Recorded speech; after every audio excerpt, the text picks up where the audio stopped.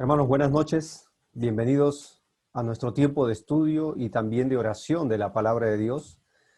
Sigamos con nuestro texto que iniciamos la semana pasada, así que abramos nuestras Biblias y nuestros corazones al libro de Romanos capítulo 8. Y la semana pasada comenzamos nuestro tema acerca de los propósitos de Dios, aquellos propósitos de Dios que Dios estableció desde la eternidad del pasado hasta la eternidad del futuro.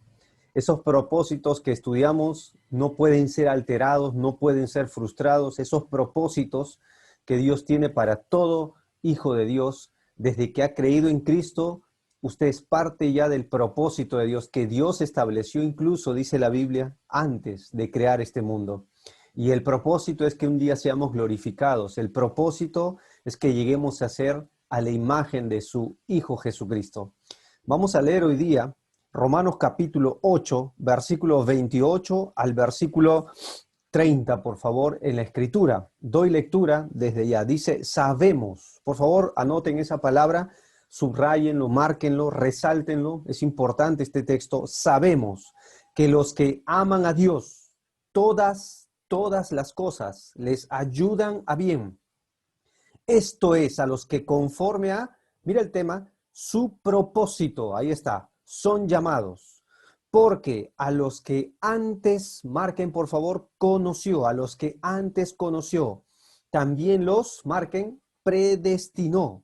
¿Para qué? Propósito, fuesen hechos conforme a la imagen de su Hijo. ¿Para qué? Propósito, Él sea el primogénito entre muchos hermanos. Y a los que, marquen por favor, predestinó. A estos también, por favor sigan marcando, llamó. Y a los que llamó, a estos también, marquen, justificó. Y a los que justificó, a estos también glorificó. Última palabra para marcar, glorificó. En esta noche, al leer este pasaje, uno puede sacar tremendas conclusiones, hermanos, que todo hijo de Dios debe saber. El versículo 28 comienza diciendo, sabemos. Hay cosas que nosotros sabemos. Hay cosas que nosotros no sabemos, que están en el mismo Romanos, pero estamos convencidos, tenemos la plena certidumbre que a los que aman a Dios, dice la palabra de Dios, todas las cosas les ayudan a bien. Lo que el apóstol Pablo va a tomar en este capítulo para desenlazarlo son 5 afirmaciones innegables en realidad, irrefutables. Son 5 razones, son 5 verdades, fundamento de la palabra de Dios. Son 5 verdades que están ancladas desde la persona misma de Dios, que Dios la estableció para que tú y yo podamos estar convencidos que los propósitos que Dios tiene no pueden ser alterados. Y luego va a ir desenlazando 5 preguntas que va a desafiar el apóstol Pablo a poder responder, que son irrespondibles, podríamos decir, en realidad. Él va a desafiar a los lectores a ver si pueden responder preguntas como en el versículo 31, si Dios es por nosotros, ¿quién contra nosotros? Segunda pregunta, ¿cómo no nos dará con Cristo todas las demás cosas? Tercera pregunta en el versículo 33, ¿quién acusará a los escogidos de Dios? Cuarta pregunta, ¿quién es el que condenará? Y quinta pregunta, ¿quién nos separará del amor de Cristo? Esas 5 preguntas las vamos a dejar para la siguiente semana, si el Señor no viene antes. Pero detengámonos en estas 5 afirmaciones que están en el versículo 29 al 30. Son razones y verdades fundamentales que hoy en esta noche nos van a alentar, hermanos. Sin ninguna duda nos van a alentar. John Stott dijo que es con certeza estos textos los más conocidos de la palabra de Dios. Y es en este texto que los creyentes en todo lugar han fijado su mente. R.A. Torrey dijo lo siguiente, este es un texto que él considera como una almohada suave para corazones fatigados. Es una almohada suave para corazones cansados, dice él. Y este versículo, con certeza, es una de las verdades más gloriosas de la palabra de Dios. John Phillips dijo lo siguiente, que este es un gran pasaje y a menudo se cita en tiempos de angustia, ¿verdad? Lo sabemos muy bien.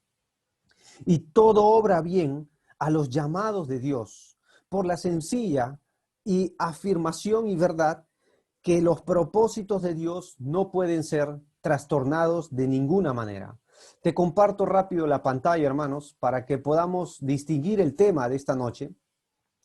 Así que ahí está, si lo puedes ver en tu pantalla, los propósitos de Dios. Y este propósito de Dios, sin duda alguna, es seguro. Ese es el pasaje que vamos a estudiar en esta oportunidad. Los propósitos o el propósito de Dios, con certeza, es seguro. Y usted puede estar convencido de estos propósitos de Dios. Te doy este punto de referencia: los que conforme a su propósito, versículo 28 al final, son llamados. Dios tiene un propósito y un plan y un designio para los que son verdaderos creyentes. Y los siguientes dos versículos explican cuál es este propósito. Eso es lo que vamos a hurgar en esta noche, a tratar de escudriñar lo mejor que podemos. El propósito de Dios no fallará. Lo comenzamos diciendo la semana pasada. Dios tiene un plan para cada creyente y ese plan se llevará a cabo de acuerdo al infalible propósito de Dios, hermanos. Otra cosa, vimos la semana pasada estos versículos que los estoy repasando, que nos hablan justamente del propósito de Dios. Job, un hombre que sufrió como ninguno, él dijo lo siguiente, y esta traducción es en la NTV, ¿no? Nueva Traducción Viviente, que nos explica bien esto. Dice: yo sé bien que tú todo lo puedes, Job 42:2, y que no es posible frustrar ninguno de tus propósitos o planes.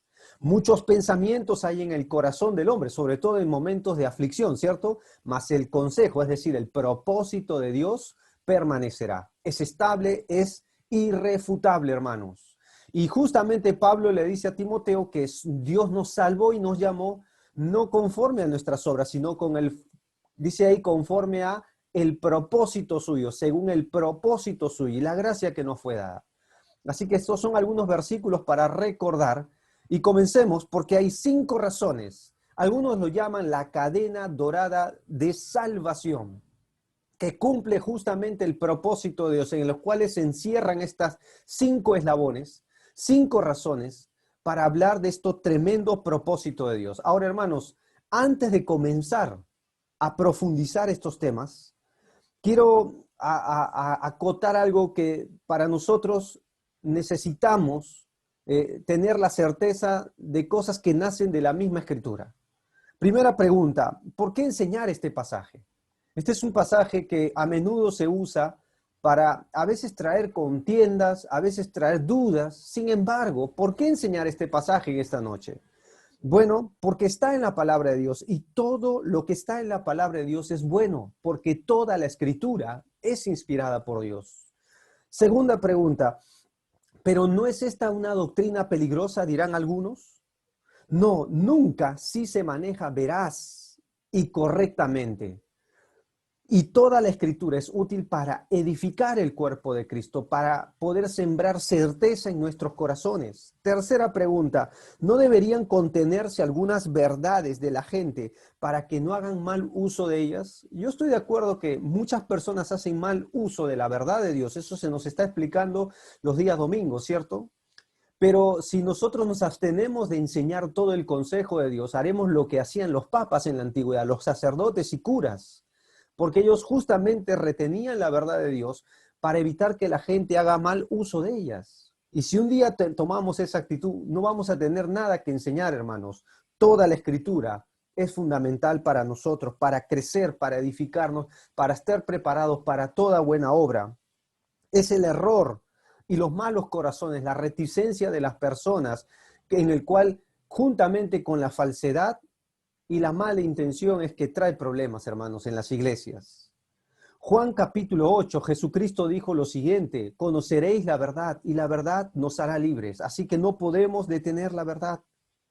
Proverbios 35 nos dice que toda la palabra de Dios es limpia y es escudo a los que en él esperan. La verdad de Dios es limpia. La ley de Jehová es perfecta. Salmos 19. Proverbios 8:8. Justas son todas las razones de mi boca y no hay en ellas cosa perversa ni torcida. No hay cosa perversa ni torcida. Y Dios nos ha dado este pasaje con 5 razones, con 5 verdades conforme al propósito de Dios para sostenernos en tiempos donde parece ser que justamente el propósito de Dios se puede ver alterado. Bueno, 5 afirmaciones que Pablo dice que no puede ser alterado, que el plan de Dios, la meta de Dios no puede ser frustrada, pase lo que pase con nuestra vida. Primer eslabón de esta cadena, conocimiento previo. Miren conmigo el versículo 29 en sus Biblias. Dice, porque a los que antes conoció, número 1 es conocimiento previo. Quiero hacerles una pregunta a los que antes, vamos a poner acá, porque la expresión antes habla de antes de la creación del mundo. Dios conoció antes. Entonces la pregunta en esta noche que podríamos bien hacer es, ¿tiene Dios conocimiento previo? ¿Tiene Dios conocimiento previo? Todos estaríamos convencidos de que sí, por supuesto que sí. Dios es Dios y sabe todas las cosas, hermanos. Por ejemplo, algunos versículos, Juan capítulo 2, versículo 23 al 24, está hablando de la persona del Hijo de Dios. Dice que estando en Jerusalén, en la fiesta de la Pascua, muchos creyeron en su nombre, viendo las señales que hacía, es decir, seguían a Cristo por sus milagros. Pero mira el texto, porque Jesús mismo no se fiaba de ellos, él no les creía, aunque la gente aparentemente les creía. ¿Por qué? Porque conocía a todos, él sabía. Y no tenía necesidad que nadie le diese testimonio del hombre, pues él sabía lo que había en el hombre. ¿Tiene Dios conocimiento previo? Claro que sí, él conoce. Cuando tenían que reemplazar a Judas, quien se ahorcó, y que la suerte después caería sobre Matías, quien Dios escogió, los discípulos oraron así en el libro de Hechos, capítulo 1, dice, y orando dijeron, tú, Señor, ¿qué reconocieron de Dios? Que conoces los corazones de todos, muestra cuál de estos dos has escogido. Y claro, Dios direccionó todo para que sea Matías el que reemplazaría a Judas, para que tome su lugar, es decir, porque él conocía a todos, conoce los corazones de todos. Entonces, esta pregunta es redundante, ¿cierto? Pero es irónica porque tiene respuesta en la persona de Dios. Dios conoce todo, por eso Él es Dios. Otro pasaje con respecto a la salvación.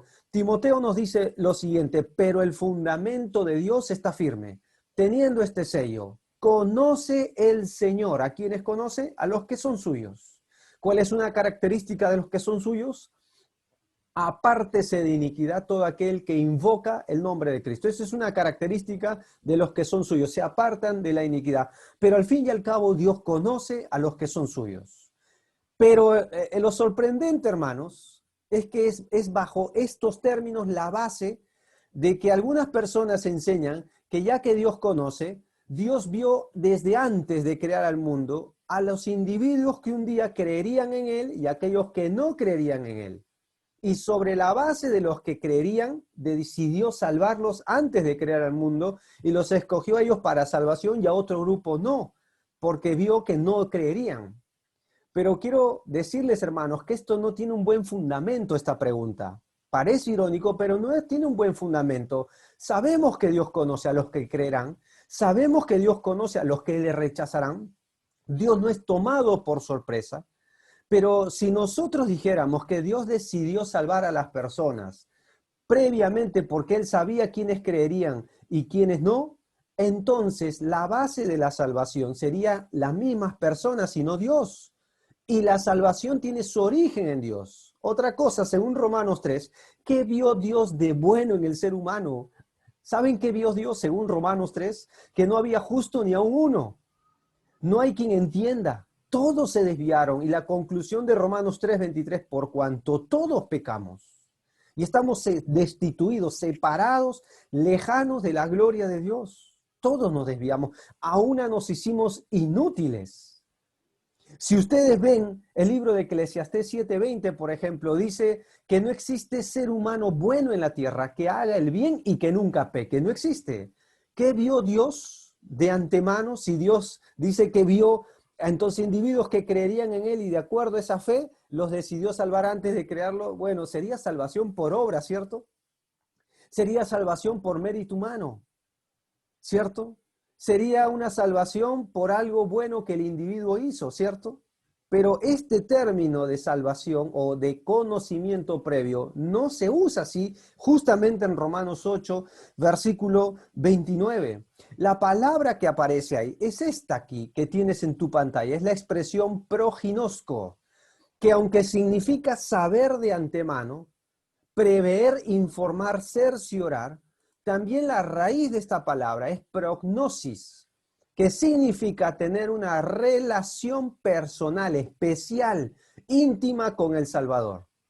Esta es la palabra. La palabra conocer, por lo general, cuando se habla de los hijos de Dios, se enseña con esta información que tú tienes en tu pantalla, con esta veracidad de las escrituras que Dios decidió tener antes de crear al mundo, una relación personal con todo aquel que cree en el Hijo de Dios.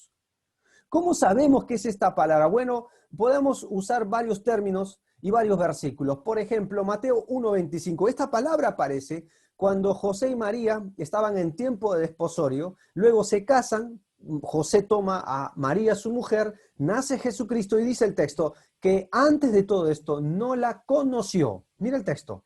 Hasta que dio a luz a su hijo primogénito y le puso por nombre Jesús. Entonces yo me hago una pregunta, ¿que José no sabía quién era María y se casó con alguien que no conocía? ¿Que no sabía ni cómo se llamaba? No. La palabra conocer acá es que no tuvo relación con ella, básicamente la intimidad sexual, sino hasta después de que nació Jesucristo. Por eso la Biblia nos enseña que una virgen concebirá y esto sería fruto y obra solo y absolutamente de Dios en el poder del Espíritu Santo. El Espíritu de Dios vendrá y te cubrirá con su sombra y el santo ser que nacerá será llamado Hijo de Dios. De ahí sale el término. Así que fue la obra de Dios, pero José no la conoció, no tuvo una relación íntima sexual con María hasta que nació Jesús. Así se usa y se emplea este término. Otro versículo que podemos citar en esta noche, y a vosotros solamente, miren Amós, cuando Amós predica a la nación de Israel, le hace ver un privilegio que tuvo por las demás naciones. Dios le dice así a su nación, a vosotros solamente conocido de todas las familias de la tierra. Por tanto os castigaré por todas vuestras maldades. Mi pregunta irónica es que Dios no sabía quiénes eran los caldeos, no sabía quiénes eran los cananeos, los fereceos, los heteos, los egipcios, los jebuseos. ¿No sabía, solamente conocía a Israel? No.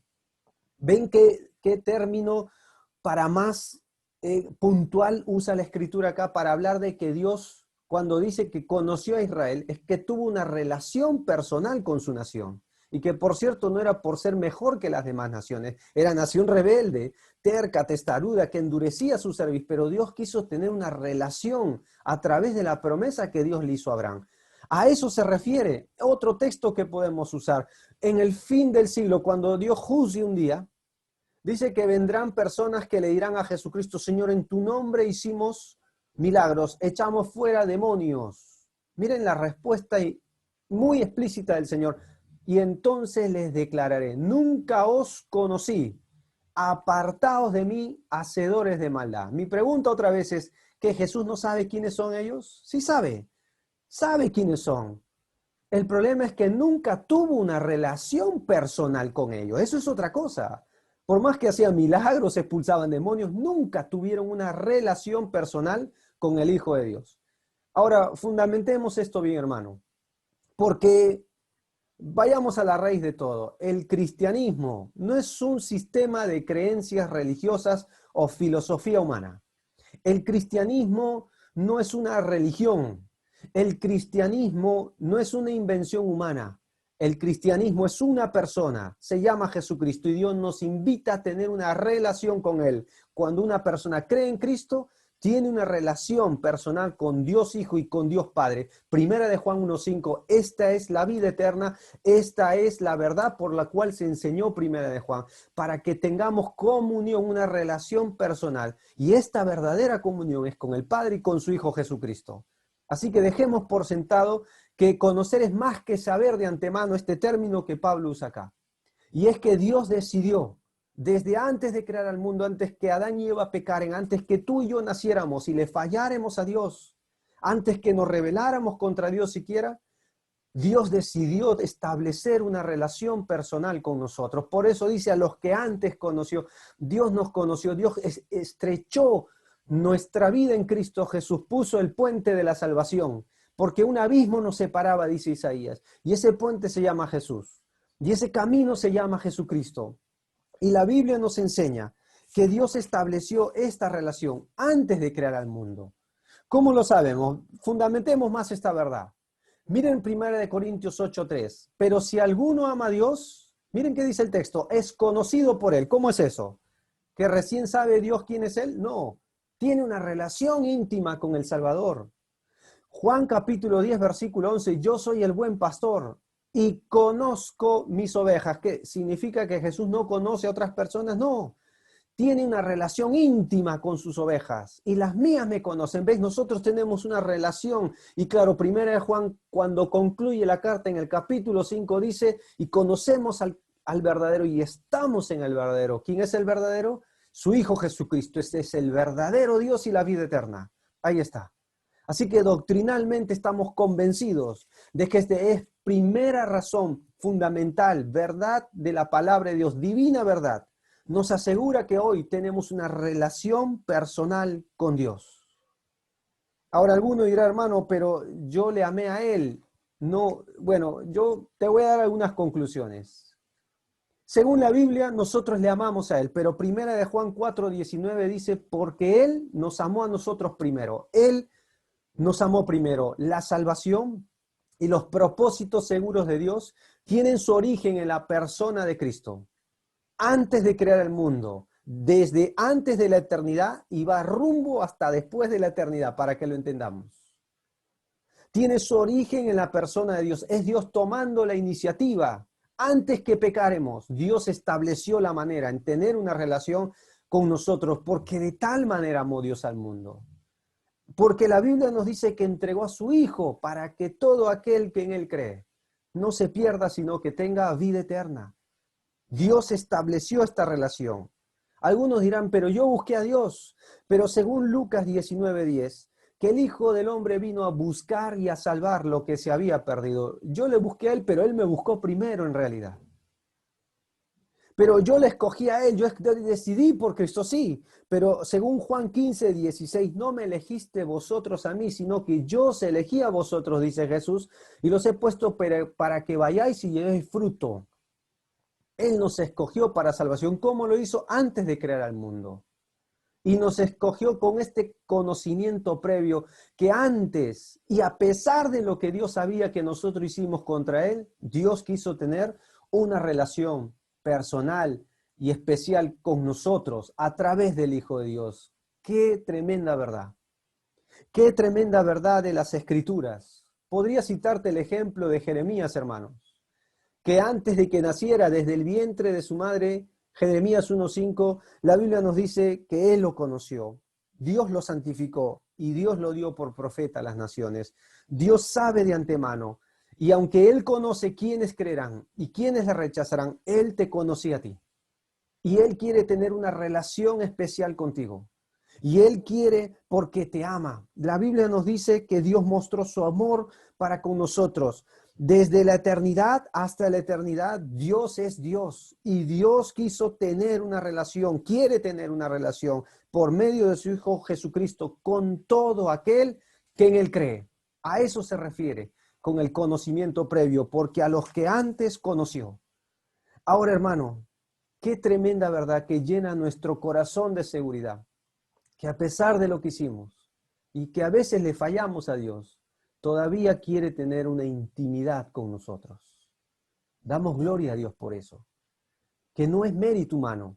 Y como dice Efesios 2, para que nadie se gloríe, no por obras, no por justicia humana, no por un mérito o algo bueno que usted haga para intercambiar su perdón y su salvación. No, es solo la obra de Cristo en la cruz, que murió y resucitó y fue sepultado y volverá.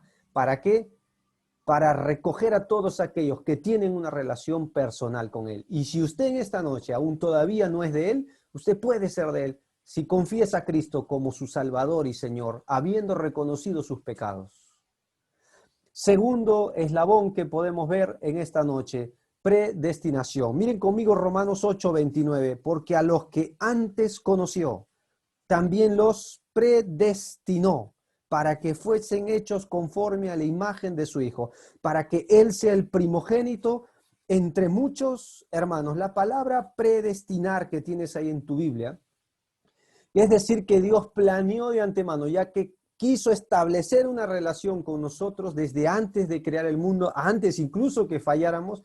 No solo quiso establecer una relación, sino que la aseguró. ¿Cómo? La palabra ahí que tú tienes es predestino y es la palabra proorizo, que significa planear de antemano. Algunos piensan que conocimiento previo y predestinación son lo mismo, pero en realidad no. Hay una muy buena distinción entre los dos. Significa limitar de antemano. Pro significa antes.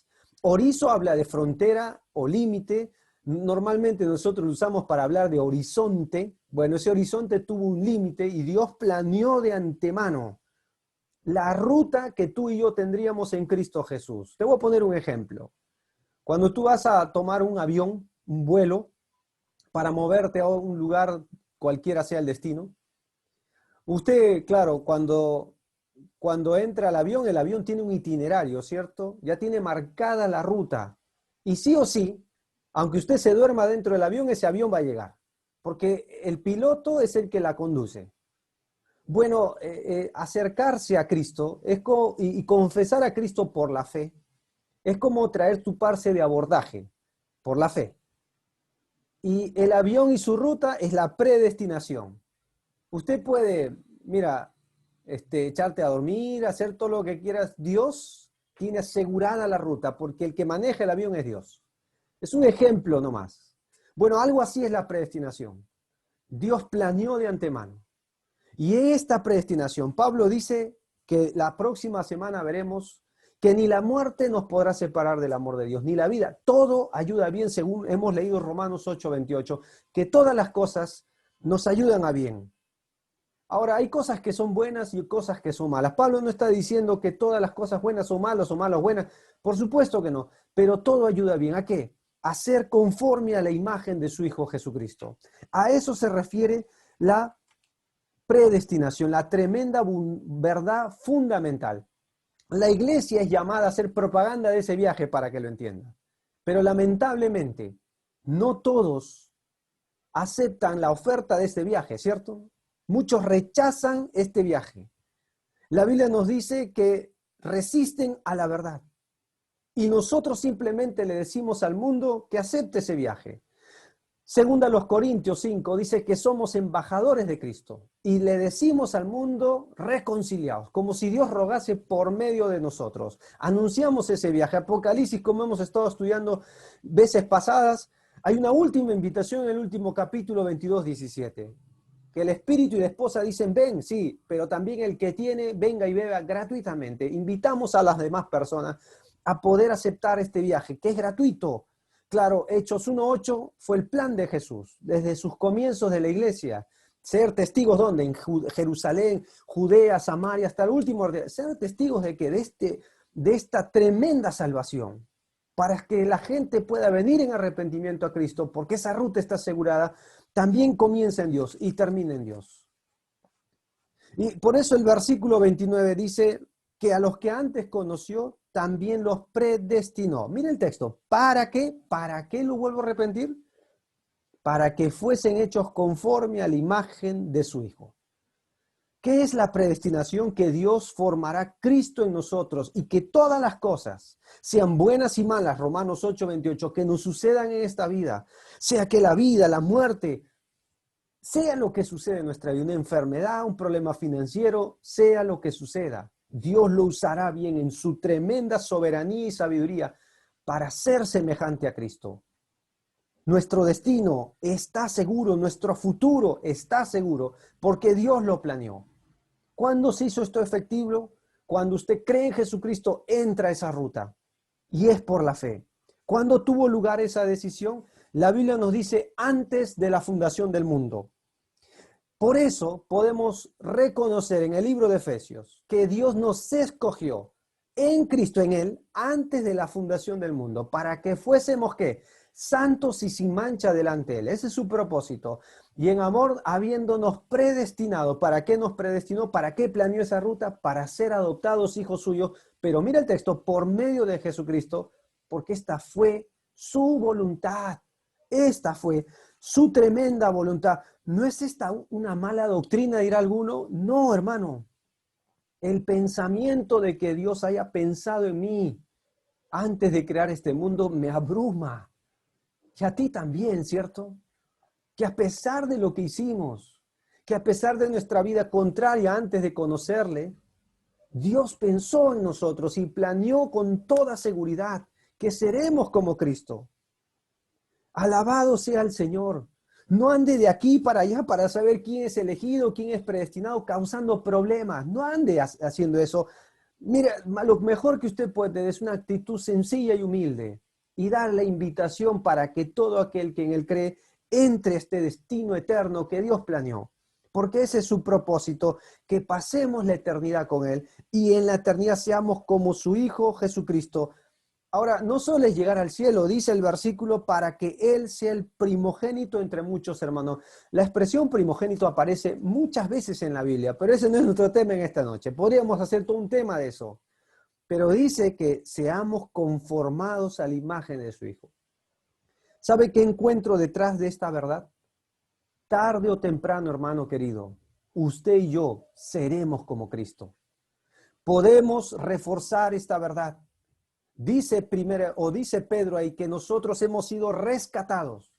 Fuisteis en tiempo pasado rescatados de nuestra mala manera de vivir. Una manera de vivir vana, vacía, sin sentido, la cual recibimos de nuestros padres, es decir, de nuestra herencia, de nuestros antepasados, no, dice el texto, con cosas corruptibles como oro o plata, sino con la sangre preciosa de Cristo, como de un cordero sin mancha y sin contaminación. Pero mira el texto, ya destinado desde antes de crear el mundo, de fundación del mundo, pero manifestado en estos posteriores tiempos. Pero ¿cuál fue la razón? Por su tremendo amor. ¿Lo notaron, hermanos? Qué tremenda verdad, que tarde o temprano usted y yo seremos como el Hijo de Dios. Tarde o temprano usted y yo seremos semejantes a Él. Otro versículo para reforzar. Miren el texto, porque nada puede frustrar esto. Isaías 14:27, porque dice Jehová de los ejércitos, dice el texto ahí, lo ha determinado. ¿Quién lo impedirá? Y su mano extendida, ¿quién le hará retroceder? ¿Hay alguien que podrá impedir una enfermedad, esta pandemia, algún problema familiar? No, mi querido hermano. Más adelante otro texto podríamos decir, acordaos de las cosas pasadas, desde los tiempos antiguos, que yo soy Dios y no hay otro Dios y nada hay semejante a mí. Mira la verdad fundamental del carácter de Dios, que anuncio lo por venir. Desde el principio y desde la antigüedad, lo que aún no era hecho, que digo, mi consejo permanecerá y haré todo lo que quiero. Que llamo desde el oriente al ave y desde la tierra lejana al varón de mi consejo. Yo hablé y lo haré venir. Lo he pensado y también lo haré, lo ejecutaré, lo voy a corroborar. Dios no puede mentir, es imposible, dice Hebreos, que Dios mienta. Y si Dios dice que seremos como su Hijo, tarde o temprano usted y yo seremos como el Hijo de Dios, para que seamos conformados a la imagen de su Hijo. La palabra imagen acá evidentemente nos enseña esto. Segunda a los Corintios 4:4, en los cuales el Dios de este siglo cegó el entendimiento de los incrédulos, para que no les resplandezca la luz del Evangelio, ¿de qué? De la gloria de Dios, y que de la gloria de Cristo. ¿Y quién es Cristo? El cual es la imagen de Dios. Miren otro versículo. Por tanto, todos nosotros, mirando a cara descubierta, como en un espejo, la gloria del Señor, somos transformados de gloria en gloria. ¿Hasta dónde? En la misma imagen, como por el Espíritu Santo. ¿A la imagen de quién? De su Hijo Jesucristo. ¿Vieron qué verdad para más fundamental? Primera de Juan 3, capítulo 3, versículo 2 y 3 dice, amados, ahora somos hijos de Dios. ¡Qué certeza! Y aún no se ha manifestado lo que hemos de ser, Pero sabemos, como comienza Romanos 8:28, sabemos que usted sabe cuál es la certeza mayor que la Escritura dice que sabemos, que cuando Él se manifieste, seremos semejantes a Él, porque le veremos tal como Él es. Qué ansioso nos ponemos cuando leemos este versículo, porque ya queremos que esto suceda. Sabemos esto. Y es una certeza. No dice sentimos, no dice por casualidad, no dice, bueno, de repente. No, no es así, hermano. Y la vida cristiana no es, bueno, ojalá fuera posible, ojalá sea así. No, es una fe certera de lo que sabemos que Dios es. Y comienza en Dios, porque Él nos salvó antes de crear este mundo. Y la Biblia nos dice que ya planeó esa ruta. Dios Padre amó tanto a Dios Hijo que determinó que el cielo fuera poblado a hijos a su semejanza, a la semejanza de Cristo. Usted y yo seremos como el Hijo de Dios, dice la palabra de Dios. Seremos semejantes a Él. Tremenda verdad fundamental de la palabra de Dios. Tenemos que avanzar. Tercer eslabón, llamamiento. Miren conmigo Romanos 8, versículo 30. Y a los que predestinó, a estos también, ¿qué dice la Escritura? Llamó. A los que predestinó, a estos también, ¿qué? Llamó. Es decir, que Dios nos llamó, está en tiempo pasado.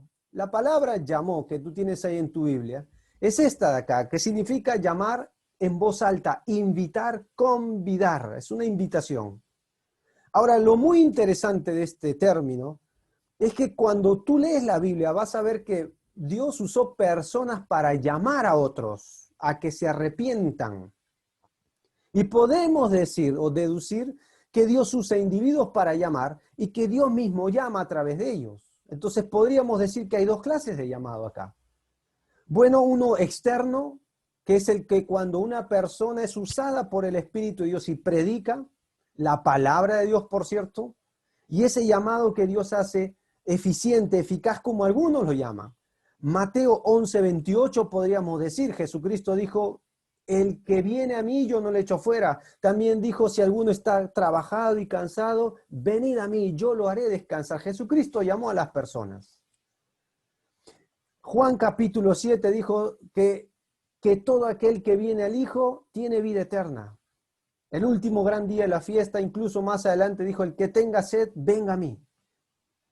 Así que este es un llamado que nosotros hacemos y que podría citarte ejemplos de personas que lo hicieron. Personas que predicaron la verdad de Dios y llamaron. Juan el Bautista dijo, arrepentíos porque el reino de los cielos se ha acercado. Les invitó a acercarse a él. Por ejemplo, Jonás, este llamado ya estaba desde el Antiguo Testamento. Jonás, un hombre usado por Dios. Claro, en un principio se rebeló contra Dios, luego fue al lugar. Claro, Dios le jaló la oreja para que fuera al lugar que Dios le había destinado ya como profeta. Y dice que su mensaje consistió en lo siguiente. Empezó a Jonás a entrar a Nínive y dice que en esos días que él caminaba por la ciudad, predicó lo siguiente, sino que cúbrense de cilicio, hombres y animales, clamen a Dios con fuerza, vuélvase cada uno de su mal camino y de la violencia que hay en sus manos. ¿Qué tal llamado a una conversión al Dios vivo y verdadero? Jeremías hizo lo mismo a su nación previo al cautiverio que Dios dijo que traería, pero el versículo dice, ahora pues habla a los hombres de Judá, le dice Dios, y a los habitantes de Jerusalén, diciendo, así dice el Señor, he aquí yo estoy preparando una calamidad contra vosotros y tramando un plan contra vosotros. Dios hace eso, sí lo hace, pero miren la opción que les da, miren la oportunidad que les brinda. Volveos, pues, cada uno de su mal camino, y enmendad vuestros caminos y de vuestras obras. Vuélvanse a mí, como Jonás, vuélvase cada uno de su mal camino. Como dice Isaías, vuélvete a mí, dice el Señor. Y por cierto, hermanos, esto fue el mensaje de Dios. Y en el Nuevo Testamento, como te mencioné hace un momento, que somos embajadores de Cristo, 2 Corintios 11, como dice el texto ahí, si Dios rogase por medio de nosotros, os rogamos en nombre de Cristo, reconciliaos, llamamos a las personas a que se arrepientan.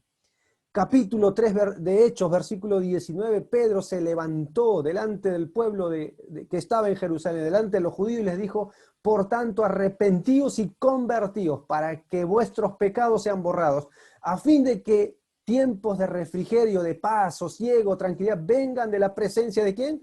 Del Señor. La salvación solo viene de Dios, hermanos.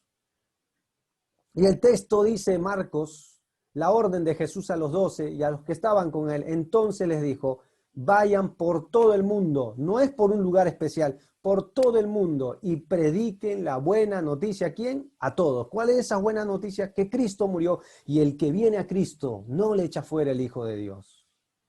Ese es el llamado que tú y yo hacemos. Pero tú y yo sabemos algo muy interesante y te lo voy a compartir porque Dios me ha permitido el tremendo privilegio y la dulzura de hablar en su nombre, su mensaje. Que yo puedo predicarlo mejor que usted pueda incluso escuchar, hermano. Puedo exponer de una manera tremenda la Escritura. Pero yo no puedo salvar a nadie. Quiero aclararte eso.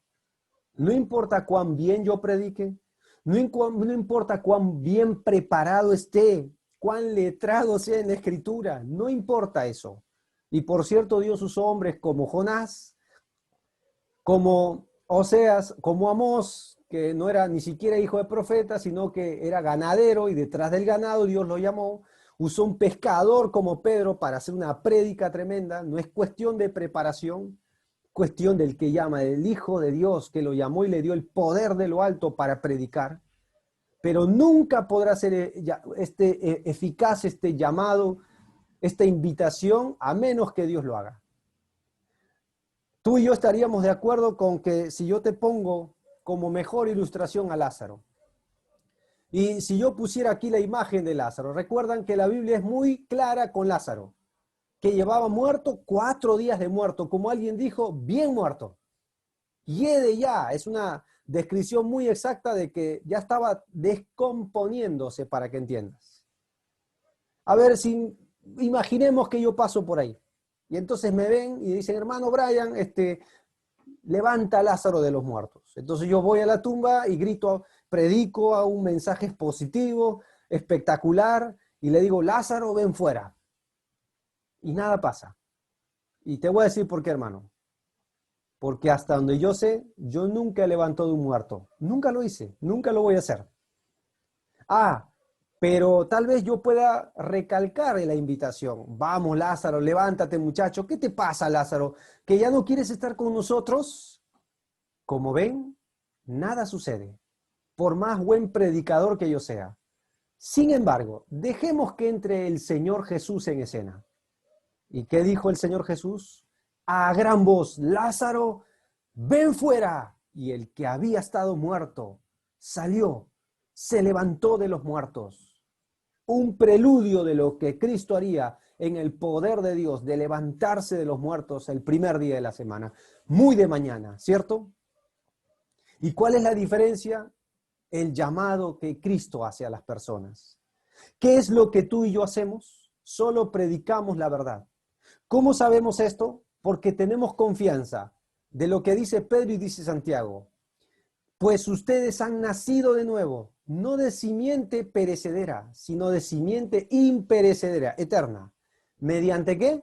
La palabra de Dios, que vive y permanece para siempre. Alguien nos predicó la verdad y Dios nos llamó, como dice Pedro, de las tinieblas a la luz admirable. Dios lo hizo, pero alguien fue usado por Dios. Santiago dice que por su propia voluntad, Él nos hizo nacer por medio de ¿qué? Por la palabra de verdad, para que fuésemos como primicias de sus criaturas. Fue la verdad de Dios que nos dio vida. Y te voy a decir algo, hermano. Lázaro es un buen ejemplo de todo ser humano en su estado natural. Y que, por cierto, tú y yo, antes de conocer a Cristo, ¿saben qué describe la Biblia de nosotros? ¿Cómo estábamos antes, según Efesios 2:1? Estábamos muertos como Lázaro. Dice la Biblia que Dios nos dio vida cuando nosotros estábamos muertos en nuestros delitos y pecados, pero Él nos dio vida. Pero Dios, que es rico en misericordia, por su gran amor con que nos amó, nos dio vida juntamente con Cristo. Nuestra identidad por eso está en el Hijo de Dios, nuestra ancla firme está en el Hijo de Dios, nuestra salvación depositada en el Hijo de Dios, nuestra fe, el autor y consumador de la fe, que es un don de Dios, dice Efesios, está puesto en el Hijo de Dios. Nuestro destino en las manos de Jesús, y Él incluso pone un ejemplo tremendo, que estamos en su mano y en la mano del Padre. Juan capítulo 10, y nadie ni nadie puede arrebatarnos de sus santas manos y poderosas manos. A ver, atrévete si puedes. No existe nadie que lo pueda hacer. Qué tremenda seguridad, qué consuelo y confort que nos da el corazón, que Dios nos llamó justamente de las tinieblas a la luz.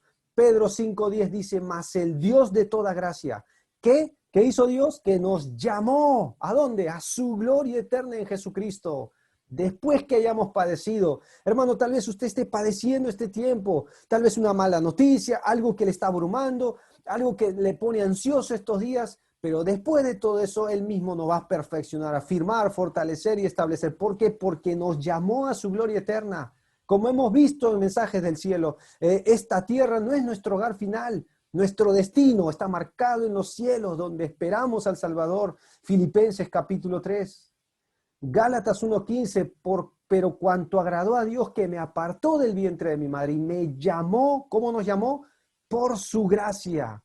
No fuimos mejores que otros. No es que Dios nos vio desde antes de nacer y claro, como Brian creería, lo escojo para salvación, y como otro, no. Dios murió por todos en la cruz, pero fue por su gracia que nos salvó. Y Pablo le deja esta verdad a Timoteo y le dice quién nos salvó, pero también que dice, nos llamó con llamamiento santo. Ese es su propósito, esa es su voluntad en Cristo Jesús antes del tiempo de los siglos. Ese tremendo llamado que te animo a seguir haciendo a las personas. Predícales de Jesús, como Pablo le dijo a Timoteo, te encarezco delante de Dios y del Señor Jesucristo, que prediques la palabra a tiempo y fuera de tiempo, reprende, exhorta, redarguya con toda paciencia y doctrina, siga llamando a las personas al arrepentimiento y dejemos ese gran resultado divino al Dios Todopoderoso, que puede salvar a los pecadores, como Pablo dice, de los cuales soy el primero. Versículo 30. A los que predestinó, a estos también llamó, y a los que llamó, a estos también justificó. La cuarta profunda verdad, la cuarta sólida doctrina es la justificación. ¿Qué es la justificación? A estos también dice justificó. Todos están en tiempo pasado. La palabra es dicaio, mostrar inocente o justo. Es declarar a un pecador culpable, inocente, absolverlo. ¿Cómo sabemos esto? Porque la Biblia nos dice lo siguiente, que en gran manera me gozaré, dice Isaías. Mi alma se alegrará en mi Dios. ¿Por qué? Porque me vistió con vestiduras ¿de qué? De salvación. Pero esa salvación, ¿en qué consiste? Lo rodeó de manto ¿de qué? De justicia. Como a novio me atavió, como a novia adornada con su joya. Es decir, que Dios nos vistió con la justicia de Cristo. Recalquemos esta verdad en el Nuevo Testamento, Romanos 3:24, siendo justificados. ¿Cómo? Gratuitamente. Usted no tiene nada que pagar, no tiene nada que dar, hermano, porque es justificación por su gracia, mediante la redención que es en Cristo Jesús. Concluimos, pues, dice Romanos 3:28, que el hombre es justificado por fe sin las obras de la ley. Gálatas aclara que el que quiere justificarse delante de Dios mediante la ley es imposible, es considerado maldición, porque maldito todo aquel que no permanece en todas las obras o los detalles escritos en la ley. Pero también la Biblia nos dice, el que no conoció pecado, por nosotros se hizo pecado, para que nosotros, dice Corintios, fuésemos hechos ¿qué? Justicia de Dios, pero en Él, en Cristo. Dios nos justificó, Dios nos declaró inocentes, nos dio de su justicia, nos vistió de la justicia de Cristo en nosotros. Quiero decirle una tremenda verdad a manera de consuelo. Romanos capítulo 8. Miren conmigo el versículo 33, que la próxima semana veremos una pregunta medio irónica que Pablo hace. ¿Quién acusará a los escogidos de Dios? ¿Qué dice el texto? Dios es que el que justifica. No lo olvides. Por eso, cada vez que uno ve estos detalles, uno puede estar convencido, y aunque el diablo le va a acusar, Si usted es un hijo de Dios, puede estar convencido que Cristo pagó por todos sus pecados, pasados, presentes y futuros. Usted es justo entonces. Yo soy justo no por un mérito personal, sino por la obra de Cristo en nuestra vida. Último eslabón, última verdad fundamental, quinta, versículo 30, volvamos a leer, Romanos 8:30. Y a los que predestinó, a estos también llamó, y a los que llamó, a estos también justificó, y a los que justificó, a estos también que glorificó, glorificación. Ahora, quiero hacerle una pregunta en esta noche. Piense por un momento. ¿Cuándo seremos glorificados? En el futuro, ¿verdad? En la eternidad, ¿verdad? Pero, ¿cómo está usado el verbo glorificó terminando el versículo 30? Está en tiempo pasado. Es decir, que Dios, ¿cómo nos ve hoy? Nos ve glorificados. Ahora, no faltará alguien que dirá, hermano, pero cuando yo me veo al espejo, no me veo glorificado. Eso es verdad. Cuando uno ve los errores diarios que cometemos, hermano, uno dice, yo no estoy glorificado. Pero ¿cómo nos ve Dios? Nos ve glorificados en Cristo Jesús. Yo quiero animarle, hermano y hermana, a mirar las cosas con la óptica y el lente de Dios. Porque si usted se mira a sí mismo y mira a otros, yo no veo gente glorificada, hermanos que conocemos, ¿cierto? Pero cuando los miramos desde la óptica y el lente, la perspectiva de lo alto, Dios incluso nos ha sentado en lugares celestiales en Cristo Jesús. Por eso somos llamados cristianos, pequeños Cristos. Y donde vamos, llevamos el olor de su conocimiento a los que se pierden. Aunque les sea locura, pero a los que creen es poder de Dios. Por eso, hermano, aun cuando esto sucederá en el futuro con nosotros, Dios lo hará. Podemos tener la certeza que para los ojos de Dios ya somos glorificados. Lo dice la palabra de Dios, lo dice la Escritura y Dios no puede mentir. ¿Cómo sabemos y cómo tenemos esta tremenda seguridad, hermanos? Porque, claro, la Biblia nos dice que esta palabra es estimar glorioso, es alabar, recibir honra, honrar, que es lo que vimos la semana pasada. Dios quiere glorificarnos. Ese es su propósito por medio de los problemas. Romanos 8:28, que sabemos que los que aman a Dios, todas las cosas les ayudan a bien. Todas. No hay nada que Dios no permitirá en nuestra vida que no sea para formar a Cristo y glorificar a Cristo en nosotros, de modelarnos, moldearnos, formarnos a la imagen de su Hijo Jesucristo. Dios lo hará. Ahora dejo de compartir la pantalla porque necesitamos recalcar detrás de estas 5 fundamentales verdades que nos aseguran que el propósito de Dios no se puede frustrar porque comienza en Dios, en la persona de Dios, antes de todo, en la eternidad del pasado, hacia la eternidad del futuro, y está basado y originado y terminado y concluido en el mismo Dios, en el mismo Señor Jesucristo. Sabemos que los que aman a Dios, miren por favor conmigo, Romanos 8, versículo 22, porque esta palabra se vuelve a usar ahí. Porque sabemos que toda la creación gime, sabemos. Hay cosas, hermanos, que sabemos. Pero cuando usted está abrumado, cuando usted está pasando tiempos duros, incluso, déjame decirte algo muy personal, y lo voy a sustentar con la Biblia, no sé ni cómo orar. No lo sé. ¿Cómo lo sé? Miren Romanos 8, versículo 26. Y de igual manera el Espíritu nos ayuda. ¿Cuándo nos ayuda, hermano? En nuestra debilidad. Pues, ¿qué hemos de pedir como conviene? ¿Y qué dice el texto, hermanos? No lo sabemos. Pero el Espíritu mismo intercede por nosotros con gemidos indecibles. Cuando pasamos tiempos duros, donde no comprendemos, donde usar la razón es hasta poder volverse loco, porque uno no entiende lo que está pasando. Y a veces no queremos ni orar porque no sabemos cómo orar. y el gran consolador en la aflicción obra en nuestra debilidad. Hermano querido, estas verdades fundamentales no se pueden refutar. Estas verdades no se pueden soslayar, no pueden diluirse porque comienzan en Dios y terminan en la persona de Dios. Son verdades que están ancladas. Memorícelo, porque tarde o temprano Dios formará Cristo en tu vida como en la mía. Como dice Pablo a los Gálatas, hijitos, por quienes vuelvo a sufrir dolores de parto. Y usa muy buen el ejemplo, porque hasta que Cristo sea formado en vosotros hay dolores, como si fueran de parto.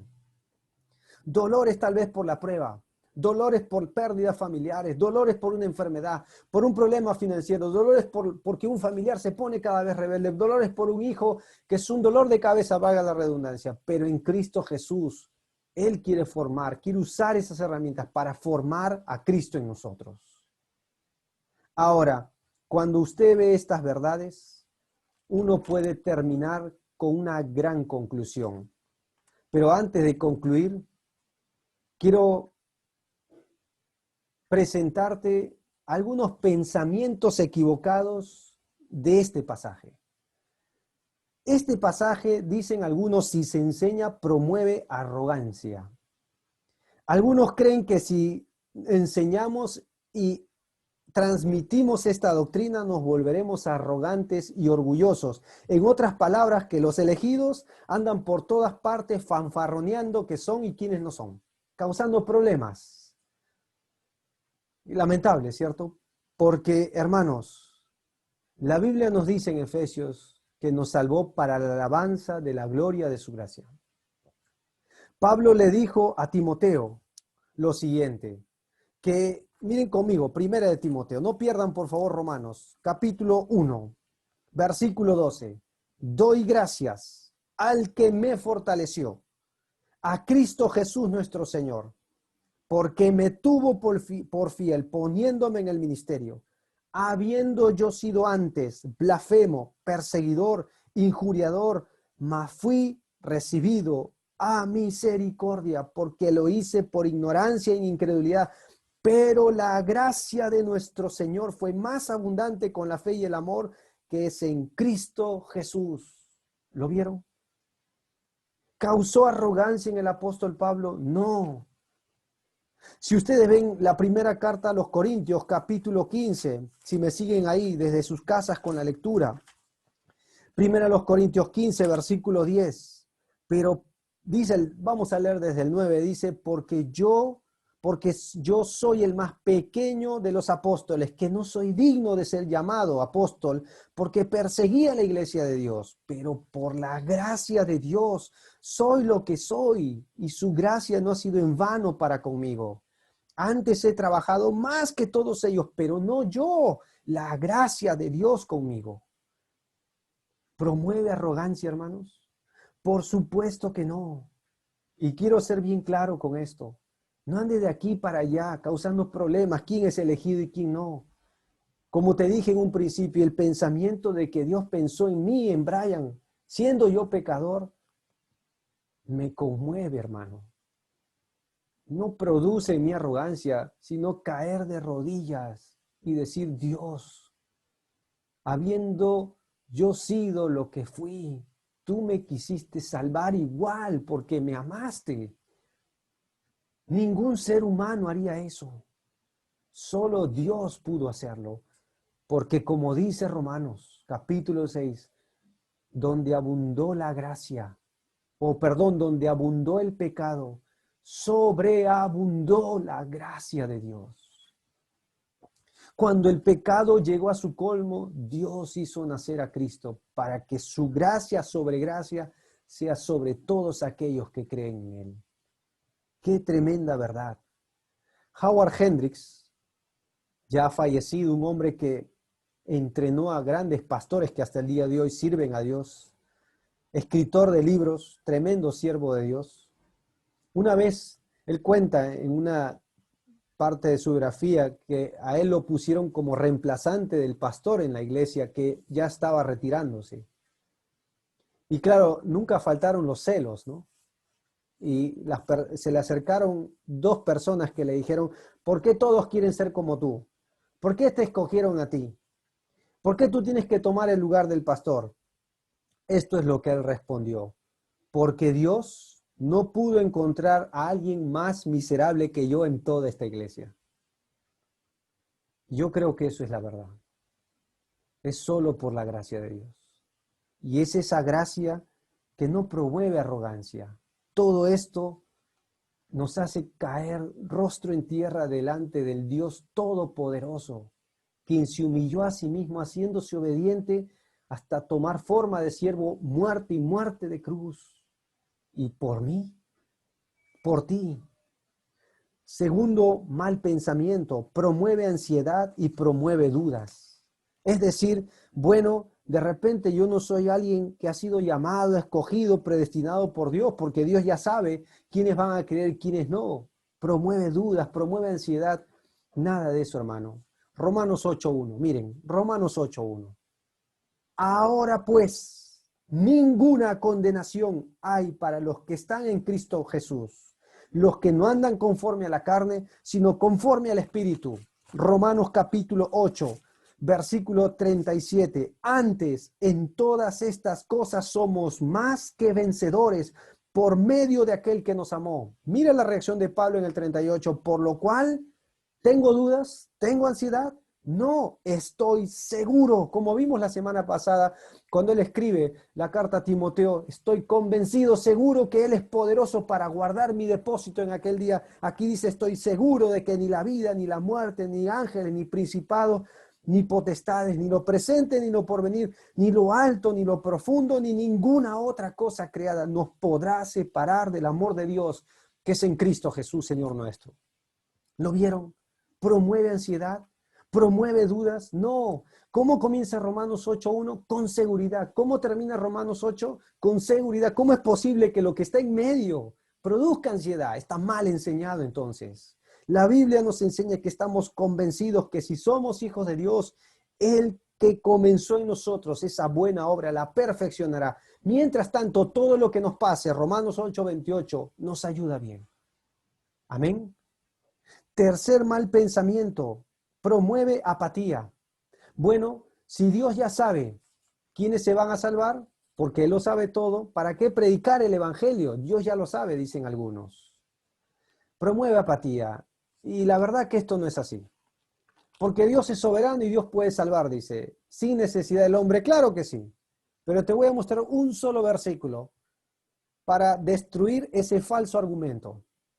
Mateo capítulo 28. Mateo capítulo 28, el primer evangelio, ¿cómo concluye? Quiero que veas que la soberanía de Dios se concatena con la responsabilidad humana. Si tú entiendes que Dios es soberano, tú vas a entender que debes predicar el evangelio y no ser apático, aunque Dios ya sabe quiénes se van a salvar y quiénes no. Mateo 28, versículo 18. Miren lo que les dijo antes de partir Jesucristo a sus discípulos. Jesús se acercó y les habló diciendo, toda potestad me es dada. Ahí nomás. ¿Qué aprendemos de Jesús? Toda autoridad, todo dominio, todo derecho, todo poder le pertenecen a él. Apocalipsis 4:11.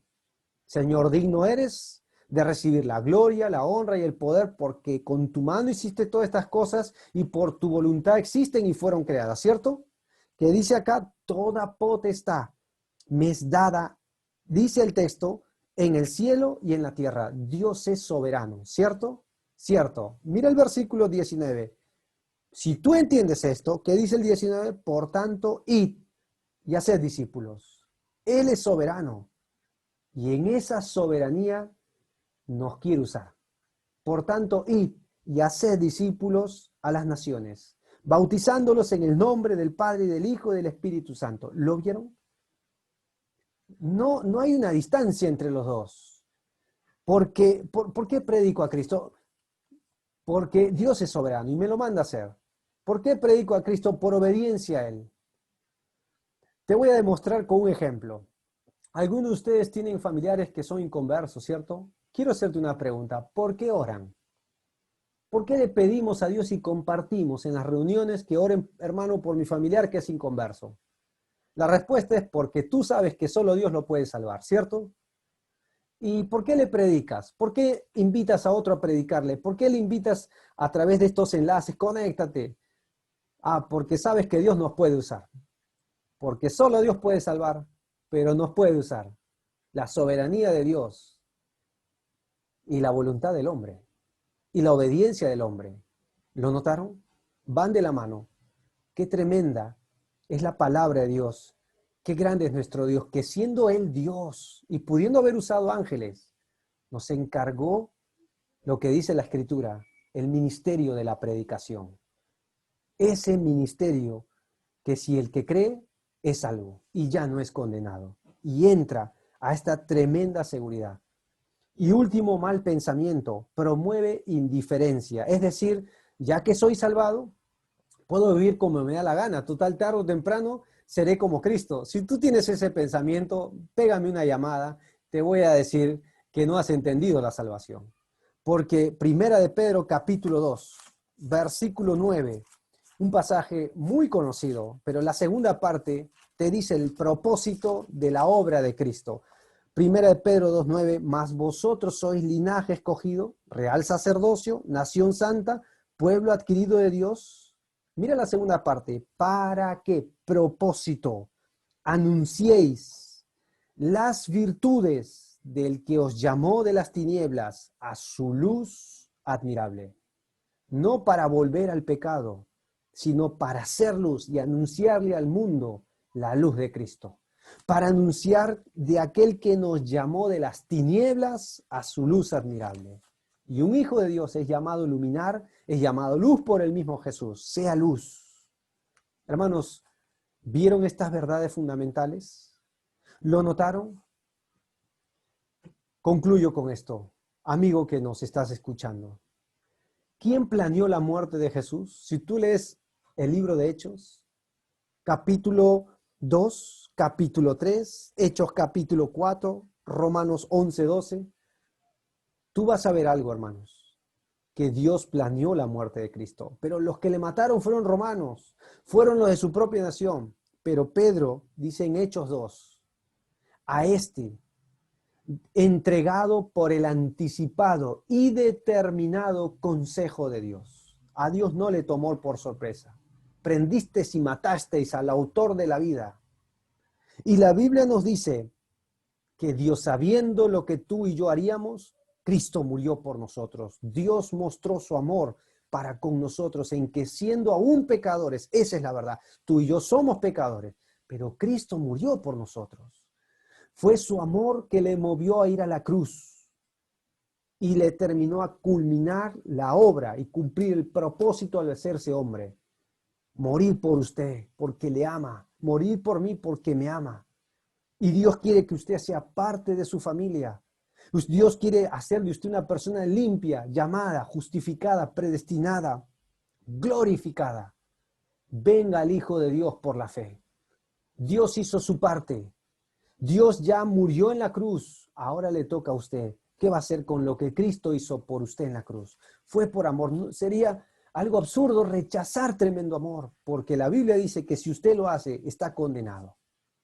Si usted lo hace, el infierno le espera, pero no tiene que ir a ese lugar de destino, sino cambiar de destino. Dios lo puede hacer en Cristo Jesús. Solo en Cristo Jesús. Entrégale tu vida al Hijo de Dios. Amada iglesia, quiero regalarles un versículo, Romanos capítulo 11, versículo 12. Está hablando del rechazo de Israel, que a lo suyo vino y los suyos no le recibieron. Israel falló, Israel tropezó, Israel fracasó. Es lo que dice el versículo en la palabra defección. Significa eso, fracasó.